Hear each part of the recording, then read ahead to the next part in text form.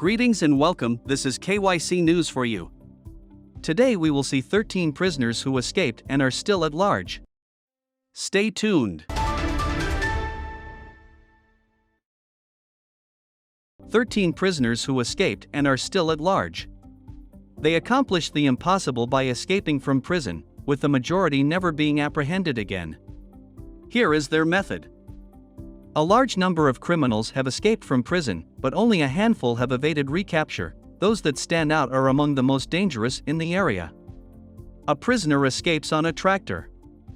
Okay, so the prisoner in this scenario did manage to elude capture, but only for a brief period. On the morning of Monday, August 7, 2019, West Tennessee State Penitentiary convict Curtis Ray Watson was cited on work detail outside the residence of Deborah Johnson, a veteran prison officer. NBC News stated that 3 hours later, Johnson was found strangled and Watson, 44, had vanished.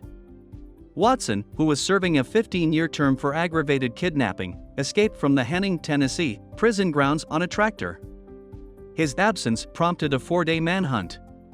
After law police publicized photographs of Watson's tattoos in case he altered his look, a vigilant resident saw the escaped inmate in his yard via home camera footage. The cops identified and detained Watson within hours. He is considered a suspect in the death of Johnson. 3 evade capture at Alcatraz. Frank Morris, John Anglin, and Clarence Anglin, 3 convicts of the Alcatraz maximum security federal prison located on an island in San Francisco Bay, executed one of the biggest prison escapes in American history on June 11, 1962. They squeezed through air vents and made their way to the Pacific Ocean, where they boarded a raft constructed from stolen raincoats. They were never rediscovered.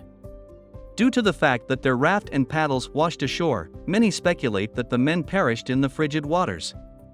The Anglin family insists that the brothers survived and has provided evidence to support their claim. The FBI is uncertain of what to believe. The only New York State prisoner to have evaded capture and never been discovered. On February 6, 1997, Victor Figueroa, a prisoner serving 1 to 4 years for narcotics possession, escaped from the Moriah Shock Incarceration Facility, a minimum security prison in Mineville, New York. He was meant to be on his way to the dining hall.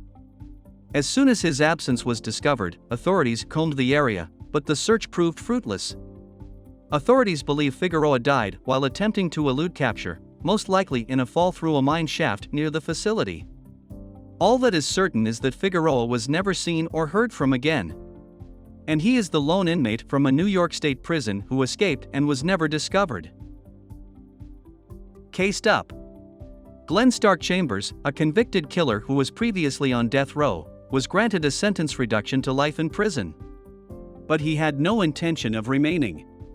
On February 21, 1990, while creating office furniture at the Polk Correctional Facility in Florida, he convinced fellow inmates to cage him and load him onto a truck.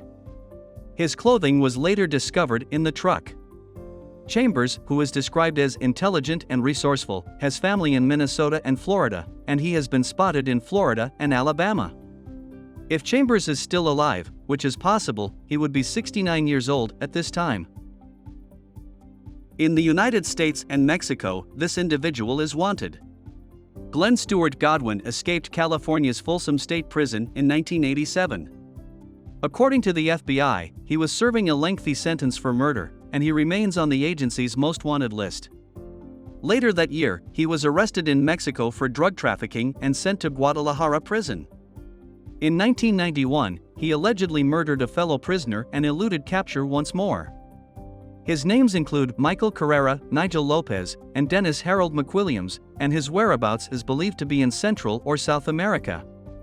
The FBI will award $20,000 for information leading to his arrest. Returning to work. Leonard Rain Moses escaped from jail on June 1, 1971, while on furlough to attend his grandmother's funeral in the Homewood neighborhood of Pittsburgh, Pennsylvania. During that time, he was serving a life sentence for murder in relation to the 1968 Pittsburgh riots that followed the killing of Dr. Martin Luther King, Jr. Moses is still at large and regarded to be armed and dangerous. The FBI will pay up to $10,000 for information that immediately leads to Moses's arrest. If you believe these tales of prison escapees to be absurd, you should investigate the most known criminal from each state. We have given up. In 1969, career criminal Jerry Bergevin escaped from Camp Waterloo in Michigan, where he was serving a 15-year sentence for breaking and entering. Authorities believe he may have scaled a barbed wire fence, but the Michigan Department of Corrections is unable to confirm this. The Department of Corrections ceased searching for Bergevin, who would have been 80 years old at the time, in 2013. He has never been located. Try again and again. In 2006 and 2009, while serving a 25-year sentence for kidnapping and robbery in a Greek maximum security prison, Vasilis Paleokostas managed to escape by helicopter. He has not been seen since his 2009 escape, during which he and a cellmate scaled a rope ladder dropped from a helicopter flying above the prison yard. The helicopter was supposedly hijacked by a lady. The cellmate has been apprehended, but Paleokostas is still at large. International mysterious man. Ahmed Nino Tavili, whose name is also written Tavili and Tavili, was the leader of a Canadian-Persian organized crime network. Tavili got out of a maximum security prison in British Columbia, Canada, wearing a janitor's outfit in 2007. A guard whom he had bribed to look the other way assisted him. The guard, whom Tavili never compensated, was convicted, although Tavili remains a global fugitive. Tavili is also wanted in the United States in relation to a scam telemarketing operation that targeted the elderly. Tavili, who is now nearly 40 years old, may have called the Royal Canadian Mounted Police in 2017 to negotiate his return to detention in exchange for a pledge not to extradite him to the United States, but investigators are skeptical of the call's veracity. Asylum in Cuba. Joanne Deborah Kezamard was serving a life sentence for murder and other crimes in a maximum security prison in Clinton, New Jersey. She escaped on November 2, 1979 with the aid of a revolutionary organization she was a member.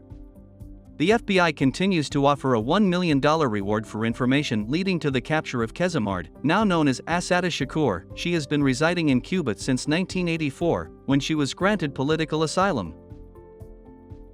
Fishing with release. George Edward Wright first fled from a New Jersey prison on August 22, 1970. He was apprehended and returned to prison, only to escape once more in 1972. Then he devised a scheme to escape being reincarcerated. Wright and his associates hijacked a Delta airliner on July 31, 1972. Wright and his crew flew the jet to Algiers after collecting the cash and released the hostages. In 2011, the Portuguese police apprehended him.